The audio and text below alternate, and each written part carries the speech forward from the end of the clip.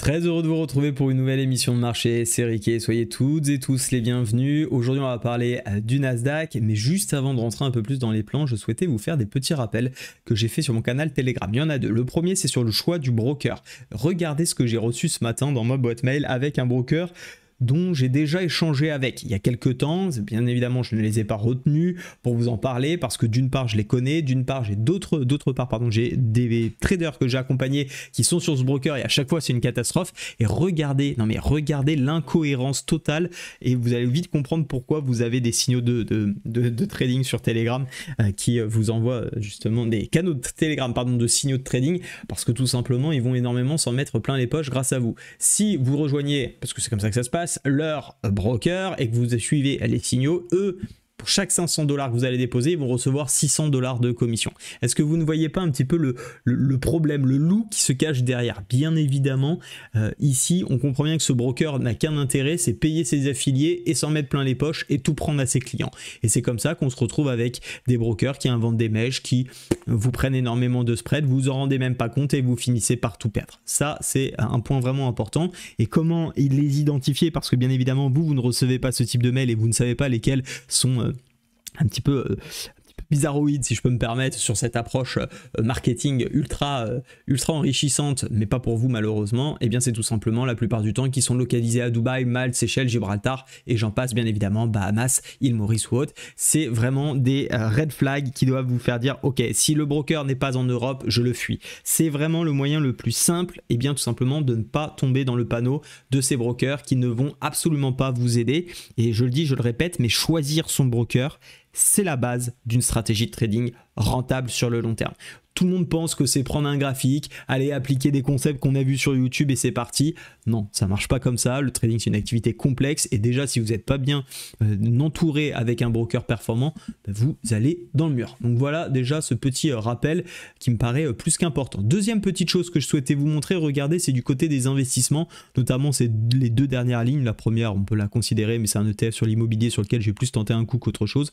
L'autre, les deux autres, par contre, je fais réellement du DCA. Et regardez, c'est la performance de cette année sur 2024. Alors, je vous rappelle, tous les premiers lundis de chaque mois, j'investis mon DCA sur ces deux ETF et vous voyez, je trouve que c'est une performance qui est absolument géniale parce que je dépose uniquement ça me prend 2 minutes par mois, je dépose mon montant, j'achète, terminé. Et on voit qu'en lycée, ça me fait 10,48% de performance sur l'ETF asiatique, quasiment 16% sur l'ETF américain, donc du SP500. Et ça, juste en prenant 2 minutes par mois, c'est des performances qu'on peut envisager bien évidemment sur le trading, mais surtout, même si on peut envisager un peu mieux bien évidemment, mais surtout ce qui est intéressant, c'est que j'y passe 2 minutes par mois. Allez, à tout casser, 1 heure sur l'année, 1 heure et demie.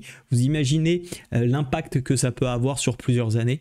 Je le dis, je le répète, vous le savez, je vous parle beaucoup de trading dans ces petites émissions, mais n'oubliez pas l'investissement. Et pour investir, là, vous avez ma capture d'écran sur 2Giro. J'investis également sur XTB, bien évidemment. J'ai 2 brokers. Je pense que c'est important de diversifier le risque. C'est pas parce que j'ai 100% confiance en XTB qui répond à tous les critères. D'ailleurs, je vous ai remis, suite à mon premier message, le broker. Je parle de broker trading parce que 2Giro n'est pas vraiment fait pour le trading, mais le seul broker trading vraiment qui pour moi est garanti, c'est XTB. Et pourquoi je suis sur 2Giro, vous allez me dire? Tout simplement déjà pour diversifier, si jamais un jour il y a quoi que ce soit sur XTB, une panne, que je peux pas faire mon DCA ou quoi que ce soit, je peux le faire ailleurs. C'est important, je pense aussi, de diversifier là où on met son argent. Je pense que vous mettez pas tout votre argent dans la même banque. Moi c'est exactement pareil sur les brokers. Et pourquoi 2Giro? Tout simplement parce que 2Giro c'est une filiale d'une banque hollandaise, donc voilà, encore une fois, c'est en Europe et ça répond à mes critères et la plateforme est très simple pour investir. Je préfère malgré tout XTB pour simplement le fait qu'il n'y a pas de frais sur les ETF et sur les actions. Voilà de ce côté-là les deux petits rappels que je voulais vous faire. 1, bien choisir son broker. 2, penser à investir de manière régulière en DCA, les amis, peu importe ça soit haut, bas ou peu importe. Le plus important, c'est de le faire de manière régulièrement sur des valeurs quasiment sûres. Il n'y a pas de certitude dans l'investissement et le trading, mais en tout cas sur des choses dans lesquelles vous croyez. Concernant notre plan sur le Nasdaq, vous vous souvenez sûrement, on est en ultra tendance haussière. Je ne vais pas vous le refaire le schéma. Et on était arrivé sur cette grosse zone de support, anciennement résistance, les jours derniers. Et c'est une zone qui nous intéressait plutôt à payer, mais fallait-il encore retrouver une configuration haussière? La semaine dernière, on en avait parlé pendant le live, on était complètement bloqué dans cette zone de consolidation. On ne sait pas si ça va sortir par le haut ou par le bas. Moi, mon objectif, c'était d'attendre effectivement une sortie par le haut pour reprendre le sens des achats. Et comme je vous l'avais dit, on peut envisager des ventes, même si je vais je ne prendrai pas ce scénario pour une simple et bonne raison, si ça casse par le bas, qu'on est dans une contre-tendance par rapport à la tendance de fond. Et vous le savez maintenant sûrement, je n'aime pas trader contre la tendance de fond, donc je reste à l'écart et j'attends un retour.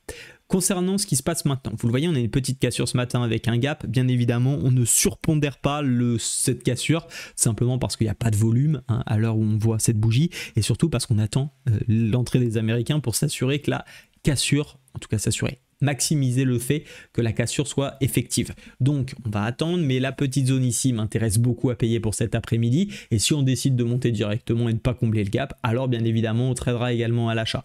On peut envisager du day trading, du swing trading, ça c'est à vous d'appliquer vos méthodes. Encore une fois, je ne suis pas là pour vous dire quoi faire, je vous partage mes plans. Vous avez des façons de faire, vous avez votre méthode. D'ailleurs, je remercie toutes les personnes qui ont profité de mon offre le Black Friday qui a terminé hier soir. Vous êtes une petite quinzaine à m'avoir rejoint, donc merci à toutes et à tous. C'est toujours sympa d'avoir votre confiance et je suis ravi de pouvoir désormais vous aider à voir ensemble et partager mon process. Donc vous allez apprendre à créer tous ces plans, vous allez apprendre à trouver mes stratégies. Donc je ne parle pas sur YouTube parce que j'estime que donner une stratégie sans en comprendre comment elle s'intègre dans un processus, ça n'a aucun sens. Vous allez vous retrouver, pour les personnes qui ont l'habitude de faire ça, prendre une stratégie un peu sortie de nulle part, l'appliquer sur vos graphiques et vous dire merde, ça marche pas. C'est normal, vous n'avez pas de cadre, vous appliquez bêtement ou de manière mimétique ce qui vous a été dit et c'est le meilleur moyen que de se perdre parce que vous ne comprenez pas comment intégrer une stratégie. Une stratégie, ça ne s'applique pas tout le temps et n'importe comment. Ça s'applique bien évidemment dans un contexte de marché. Et donc, il faut être dans ces contextes, il faut savoir faire des plans et des analyses en amont pour pouvoir appliquer les stratégies. Je ne vais pas avoir les mêmes stratégies dans ces conditions de marché que, par exemple, dans ces conditions ici de marché. On n'est pas tout à fait dans les mêmes. Alors, il y en a certaines qui peuvent se retrouver, mais la plupart du temps, on ne va pas rechercher du tout la même chose. Également, que ce soit en day ou en swing trading par ailleurs. Donc ici, mon plan, ça serait de continuer les achats cet après-midi lors d'une cassure des 20 975 pour aller chercher les derniers plus haut, pardonnez-moi. Et si jamais on réintègre ici, tout simplement, on reste à l'écart. Si la semaine dernière, je voulais pas trader cette zone, il n'y a aucune raison que cette semaine, je souhaite la trader pour une simple bonne raison, c'est qu'on est dans une zone de consolidation et qu'on est sur un gros niveau de polarité sur lequel on évite de prendre position. Voilà de ce côté-là. Si jamais au début de semaine, milieu de semaine, on enfonce un peu plus la zone, alors bien évidemment, on serait extrêmement prudent parce qu'on ne veut pas, en tout cas, je ne veux pas prendre à la vente ce setup. Et certains vont me dire, dans ce cas-là, ça veut dire quoi? Ça veut dire que tu ne trades pas pendant 2 ou 3 semaines le Nasdaq? Et oui, tout à fait. Je ne sais pas quel est votre objectif avec le trading, mais moi, c'est pas de trader le Nasdaq toutes les semaines. Mon objectif avec le trading, c'est générer des revenus de manière régulière en fonction de ce que peuvent me proposer les marchés. Si les marchés ne me proposent pas de plan dans mon sens, eh bien tout simplement je reste à l'écart. Mon objectif c'est pas de trader le Nasdaq, mon objectif c'est d'attendre des opportunités. J'ai pas d'opportunité, je reste à l'écart. Je perds pas d'argent, je suis tranquille, j'attends que des choses claires et propres se manifestent comme on a pu l'avoir récemment sur le gold, d'ailleurs qu'on va aller analyser puisque les 8 heures au moment où j'enregistre cette vidéo et je vous rappelle que tous les lundis matins, là j'ai pris exceptionnellement le Nasdaq avec vous, mais tous les lundis matins, je fais une revue des actifs de marché sur les indices US, les indices européens, le Forex, les matières premières, les actions, les cryptos avec les membres du Capital 100K et aussi toutes les personnes qui rejoignent Darwin X 0. Avec ceux qui prennent un abonnement mensuel, vous avez 1 mois avec nous le lundi matin et ceux qui prennent un abonnement annuel ou triannuel, vous avez 3 mois. Donc je retrouve toutes ces personnes-là directement sur le live. Ça démarre à 8h30. Je vous envoie toutes et tous le lien pour ceux qui sont concernés. Pour les autres, je vous souhaite une belle journée. J'espère que ce plan vous a aidé. N'oubliez pas les rappels que je vous ai fait sur mon canal Telegram en début de cette vidéo. C'est hyper important. C'est pour vous protéger. Et en attendant, je vous souhaite une belle semaine de trading. Soyez prudents bien évidemment et à très vite. Ciao.